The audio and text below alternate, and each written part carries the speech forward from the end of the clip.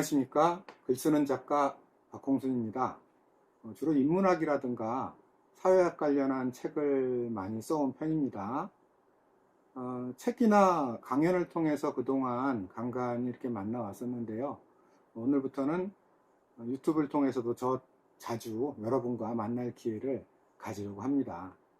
이 코너는 그림 산책이라는 코너인데요. 일주일에 하나 혹은 두 개 정도를 업데이트해서 여러분과 자주 소통할 수 있는 기회를 마련할 생각입니다. 그림이란 건 참 묘해요.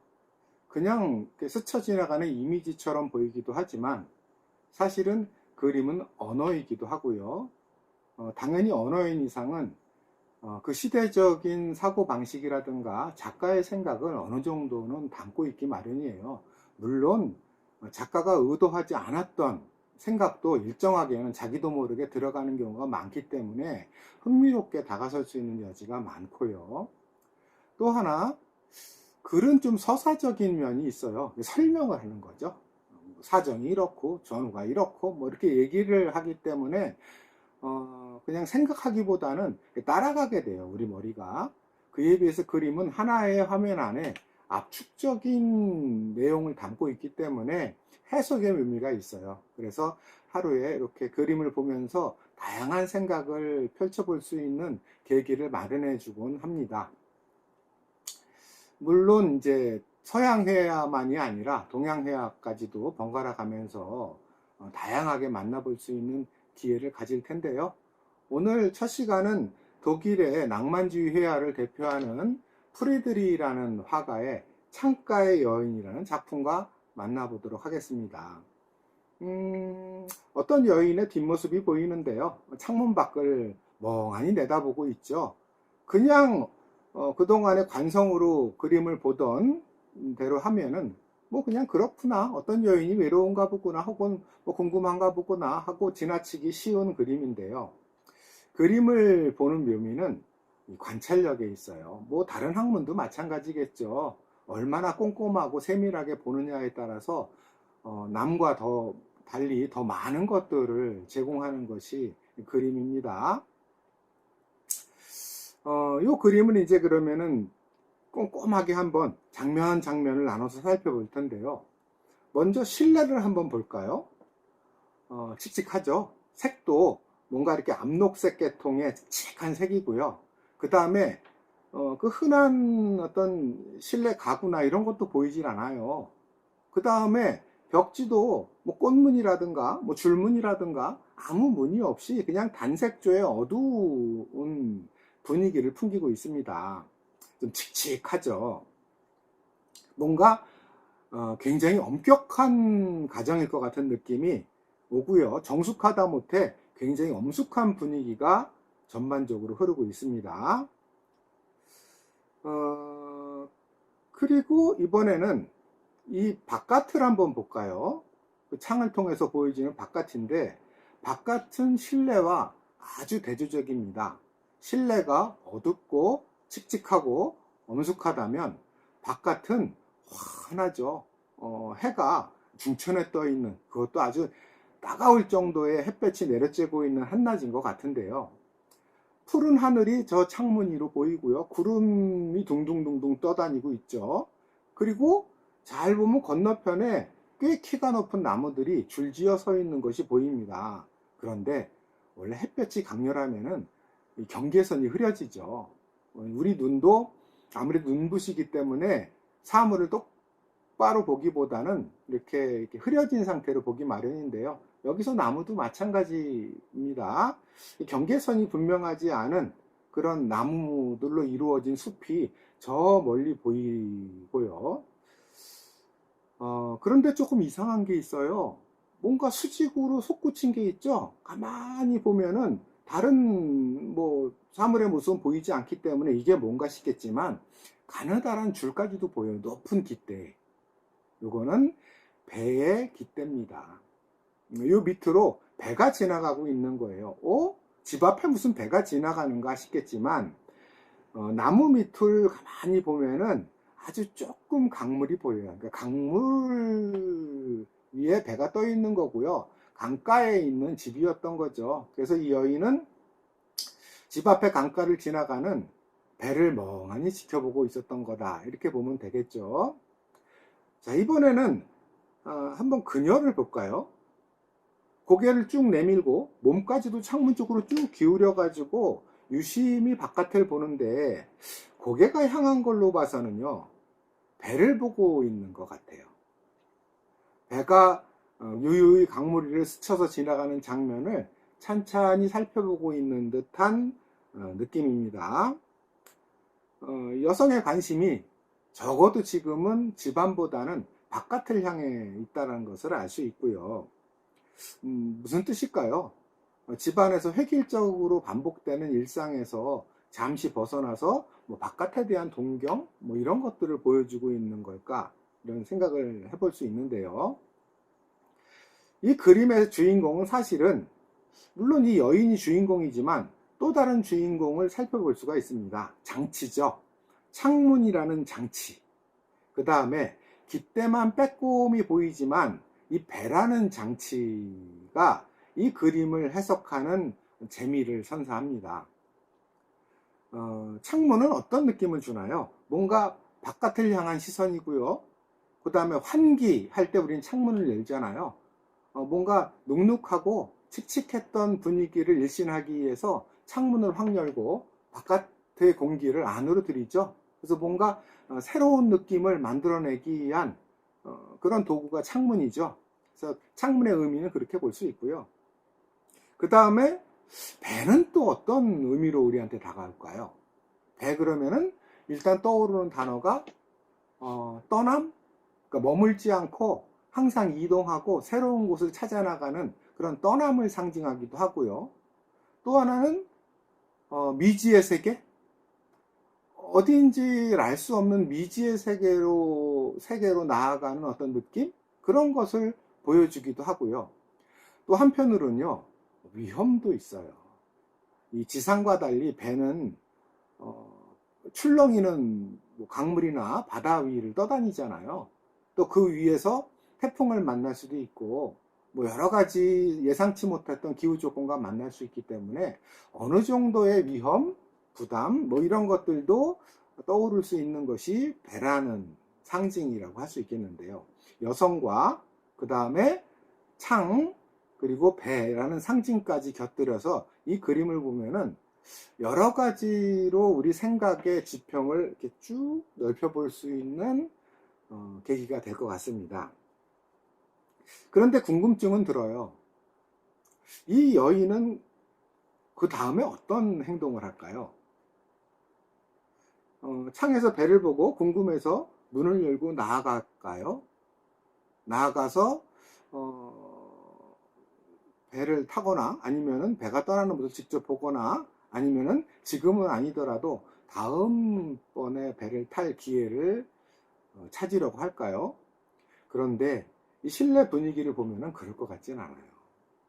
이 여성은 이 실내에 그냥 묶여 있었던 가사라든가 육아라든가 오랜 기간 집안일에 묶여 살았고 좀처럼 바깥을 나가보지 않았었을 것 같은 느낌을 우리한테 전해주죠.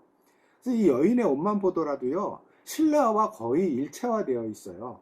암록색 계통의 칙칙한 실내의 모습과 이 여성이 입고 있는 옷을 한번 비교해 보세요. 색깔도 비슷하죠. 차이가 있다면 그냥 흐릿한 줄무늬 정도가 들어있을 뿐이고요. 마찬가지로 칙칙한 색으로 도배질이 되어 있을 정도입니다. 그리고 적극적이기보다는 그냥 창가에 기대서 또 몸을 약간 기울였죠. 그것도 이 그림을 생동감 있게 만드는 하나의 요소이긴 한데요. 왼쪽으로 살짝 몸을 기울여서 생동감을 주긴 하지만 전반적으로는 칙칙한 실내와 거의 동일한 분위기를 풍기고 있는 걸로 봐서 집안의 가사, 육아와 같은 일과 거의 일체화되어 있는, 거의 한 몸처럼 되어서 살아가고 있었던 일상을 보여주는 게 아닐까 싶습니다. 자, 그럼 이 그림을 통해서 우리가 들었던 생각을 조금 현실로 연결시켜서 한번 살펴보자고요. 아까 그림의 상징 중에 하나가 배잖아요. 저는 배 그러면은 떠오르는 노래가 하나 있어요. 뭐, 왜 노래방 같은데 어쩌다 가게 되면은 이렇게 좀 있어 보이려고 가끔씩 돌아가면서 팝송을 한 곡씩 부르는 경우들이 있잖아요. 가끔 그럴 때 제가 거의 빠짐없이 부르는 노래가 로드 스튜어트의 세일링이라는 노래예요. 아주 걸찍하고 또 허스키한 목소리로 노래를 부르는 사람이죠. 그 세일링이라는 노래 가사 중에 보면은 폭풍우 치는 바다를 노를 저 갑니다. 그대에게 닿기 위해 자유로워지기 위해 1절, 2절, 3절 가사의 마지막 부분이 to be free로 끝나요. 자유로워지기 위해. 그러니까 배의 상징이죠. 뭔가 기존의 통념이나 관성, 일상에서 벗어나서 미지의 세계로 나아가는 것을 자유와 연결시켜서 노래하고 있는 건데요. To be free. 이 여성도 그런 자유로움을 상상하고 있는 게 아닐까. 적어도 자유가 좀 과도하다면은 반복되는 일상에서 뭔가 벗어나고 싶은 마음을 보여주고 있는 건 아닌가. 그럼에도 불구하고 거의 지방과 일체화되어 있는 이 여성의 뭐 동작 또 복장 이런 것들을 봤을 때는 결국은 일상으로 다시 묶여버리는 그런 현실을 또 보여주는 게 아닐까. 그만큼 새로운 걸 반복에서 벗어나서 일상에서 벗어나서 새로움을 추구한다는 것은 매우 어려운 일이기도 해요. 이 여성에게만 국한된 얘기는 아니고요. 우리도 마찬가지라고 할 수 있습니다. 16세기 프랑스 철학자인 몽테뉴라는 사람이 습관에 대해서 한 얘기가 있어요. 몽테뉴의 수상록을 즐겨보는 편인데 그 중에 밑줄 팍팍 그어가면서 한번 봤던 내용입니다. 이렇게 얘기를 합니다. 습관의 시작은 순하고 잔잔하지만 자리를 잡아서 폭군의 얼굴을 드러내면 우리는 거기에 대항해서 눈을 쳐들 힘도 없어진다. 습관은 처음에는 우리가 의식하지 못하게 아주 잔잔하게 다가온다는 거예요. 순한 얼굴로 다가온다는 거예요. 그게 뭔지도 모르게 우리가 숨을 쉴 때 의식하지 못하듯이 숨을 쉬듯이 아주 자연스럽게 우리 주변으로 다가온다는 거죠. 하지만 일단 우리 마음속에 또 우리 몸에 습관이 자리를 잡고 나면은 폭군으로 변한다는 거예요. 폭군으로 변한다는 건 무슨 뜻일까요? 폭군은 지배하는 거잖아요. 독재하는 거잖아요. 그러니까 우리를 습관이 지배한다는 뜻이죠. 아주 강력하게 올가매고 거기서 벗어나지 못하도록 꽉 잡아둔다는 뜻이 될 텐데요. 일단 그렇게 습관이 우리를 지배하게 되면은 우리는 더 이상 거기에 대항해서 눈도 쳐들 수 없게 돼버린다. 무력해진다는 거예요. 대부분의 생각, 말, 행동이 그 습관에서 벗어나지 못한다는 얘기겠죠. 이렇게 생각해 보면은 좀 더 이해가 쉬울 것 같아요. 서양의 언어학자들이 인간의 말에 대해서 이렇게 조사한 바가 있었어요. 하루에 사람들은 몇 단어나 쓰면서 살아갈까? 주로 유럽이나 미국인들을 대상으로 조사를 했던 건데요. 하루에 쓰는 단어가 몇 단어일까? 그런데 여기서 단어는 반복되는 거 빼고요. 개별의 단어들만 쉬어가지고 반복되는 걸 빼고 도대체 몇 단어나 하루에 사용하면서 살아갈까 조사를 했더니 대략 200단어 내외래요. 200단어를 벗어나지 않는데요. 그런데 200단어를 벗어나지 않는다는 것은 우리의 생각이 그 200단어 내에서 거의 이루어지고 그 다음에 판단이나 행동도 거기서 별로 멀리 나가지 않는다는 얘기겠죠. 그런데 신기한 현상은 그 200단어가 변함이 없다는 거예요. 그러니까 어제 썼던 단어를 오늘 쓰고 오늘 쓴 단어를 내일 또 쓴다는 얘기죠. 똑같은 200단어 내에서 말하고 생각하고 행동한다 이런 얘기가 될 텐데요. 어떻게 말과 또 생각이 비슷할 수 있느냐 따라갈 수 있느냐. 우리가 생각한다는 것은 대체로 언어를 매개로 해서 이루어져요. 그냥 배고프다 이런 거야. 언어가 필요 없이 우린 머리 안에서 그냥 이루어지는 본능적이거나 아니면 즉각적인 반응이라고 할 수 있겠는데요. 그건 생각이라고 말하기는 어렵죠. 하지만 뭔가 조금이라도 꼬리에 꼬리를 물고 생각을 이어가는 이런 종류의 것이라면은 내적으로 언어가 매개를 하게 돼 있어요. 그래서 그렇게 200단어 내에 똑같은 단어만 매일 사용한다는 것은 거의 거기서 벗어나지 않는 생각과 또 행동을 하게 된다는 것을 보여주는 거고요. 우리를 얼마나 습관의 힘이 강력하게 올가매고 있는가를 보여주는 현상이죠. 사실 그러면은 우리 영어 때문에 어려서부터 고생고생 하는데 일상의 언어는 200단어 정도만 뭐 조합해서 자유롭게 쓰는 것을 익히면은 어느 정도는 일상의 대화를 할 수 있는 수준이 될 거다, 이렇게 볼 수 있는 거죠. 거기서 크게 벗어나지 않으니까요. 그리고 새로움의 어려움은 습관의 강력한 지배력, 거의 폭군에 가까운 지배력이 미치는 영향일 텐데요. 새로움을 추구하게 되면 고립될 가능성이 커져요. 왜냐하면 대부분의 사람들이 뭐 200단어만 사용하는 뭐 이런 일상을 살고 있다는 것은 통념 안에서, 상식 안에서 말하고 행동한다는 뜻이잖아요. 그 안에서 우리가 뭔가 새로운 행동을 한다, 새로운 말을 한다 그러면 튀어요. 옛말에 모난돌이 정 맞는다, 이런 얘기가 있잖아요. 그러니까 고립되기 딱 십상이죠. 사실상 상식이라는 이름으로 강제하고 있기 때문에 여기서 벗어나면 사회적 지탄이 되거나 아니면은 외톨이, 따돌림을 감수해야 되는 경우가 많죠. 그래서 고립의 가능성이 있다. 또 새로움에서 벗어난다는 것은 불안을 뜻하기도 해요. 아까 그런 말씀 드렸잖아요. 배는 여러 가지 상징적 의미가 있겠지만 그 중에 하나가 위험이 도사리고 있다는 거다. 땅은 단단하잖아요. 하지만 물은 출렁이잖아요. 그리고 비가 오면은 숨거나 번개가 치면은 몸을 뭐 이렇게 뭐 가릴 곳이 있는데 배는 상대적으로 자연현상 앞에 그대로 노출되고, 자연현상만이 아니라 예기치 못했던 어떤 돌발적인 상황에 자기 몸이 그대로 노출되는 경우가 상대적으로 더 많죠. 그렇기 때문에 어느 정도는 위험이 도사리고 있는 공간이다, 그런 상황이다 라고 볼 수 있고요.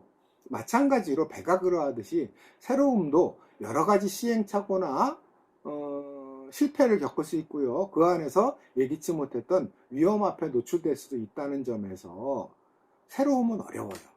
그래서 뭔가 통념과 일상의 반복에서 벗어나서 새로움을 향해 나아간다는 것은 언제나 어려운 일이죠. 그러니까 이 여성이 바깥을 바라보면서 뭔가 똑같은 어제와 오늘에서 벗어난 내일을 머릿속에서 잠시 꿈꾸지만 다시 결국은 탁자라든가 아니면은 식탁이라든가 자신의 일상의 일거리, 빨랫감이라든가 아니면은 평상시에 아이들과의 어떤 시간이라든가 이렇게 돌아갈 것이라고 예상되는 것과 마찬가지로 아마 우리들도 그것이 직장이든 아니면 가정이든 어디서든 평상시에 행동하고 별 다름없는 일상으로 다시 돌아가게 되는 것이 우리의 매일매일이 아닐까 싶습니다. 그런 답답함을 한편으로는 보게 되는 그림이면서요.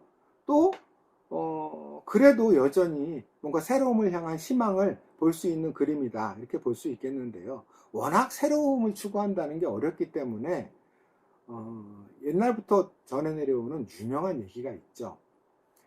일신, 우일신.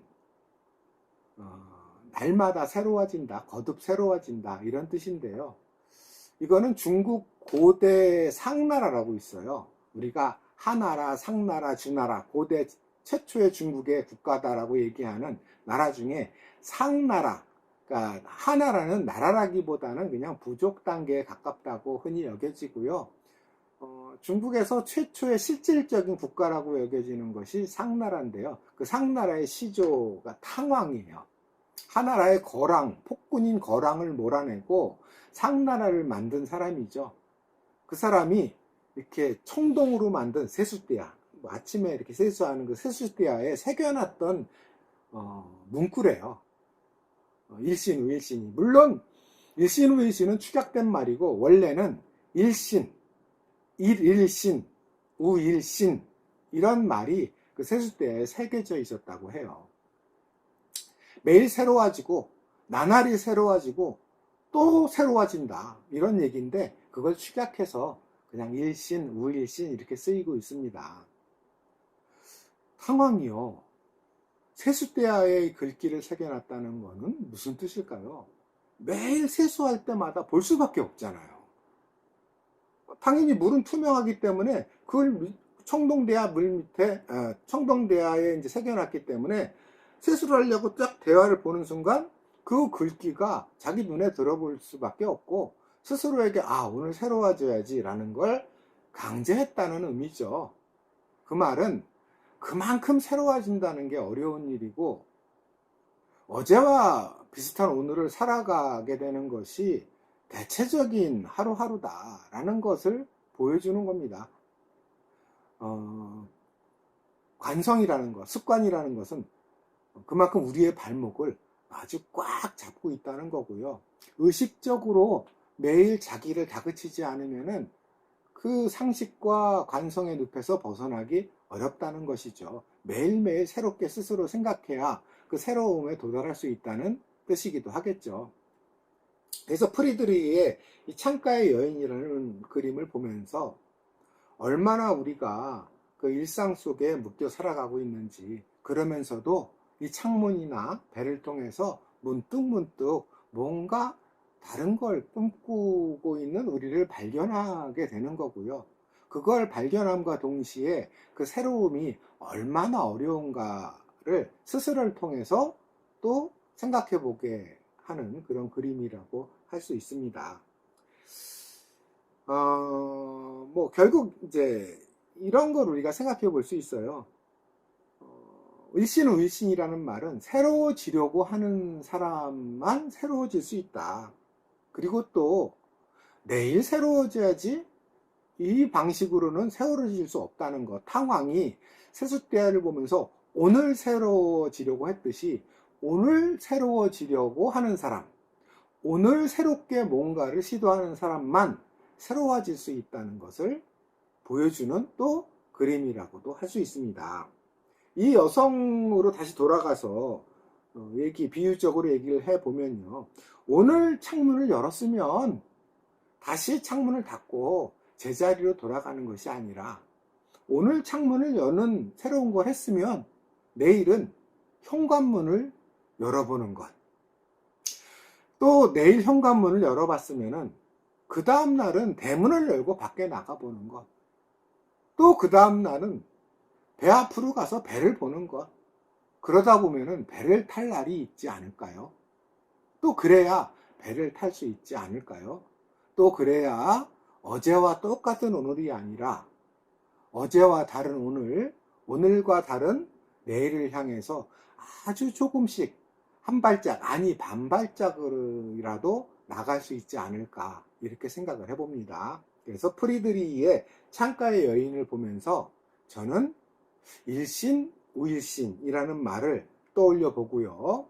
또 몽테뉴가 얘기했던 습관이란 게 처음은 잔잔하지만 자리를 잡으면 폭군이 되어서 우리를 지배한다. 그럼 우리는 좀처럼 거기에 저항은 둘째치고 눈도 쳐들지 못하는 이런 신세로 전락하게 된다. 라는 말을 다시금 생각해 보게 됩니다.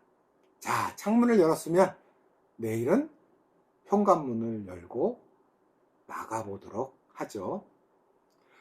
오늘은 프리드리히 그림을 가지고 여기까지 여러분과 만나봤습니다. 다음 시간에는 또 다른 그림으로 다시 만나 뵙도록 하겠습니다. 그때까지 조금 새로운 나를 만들었길 바랍니다. 이상입니다.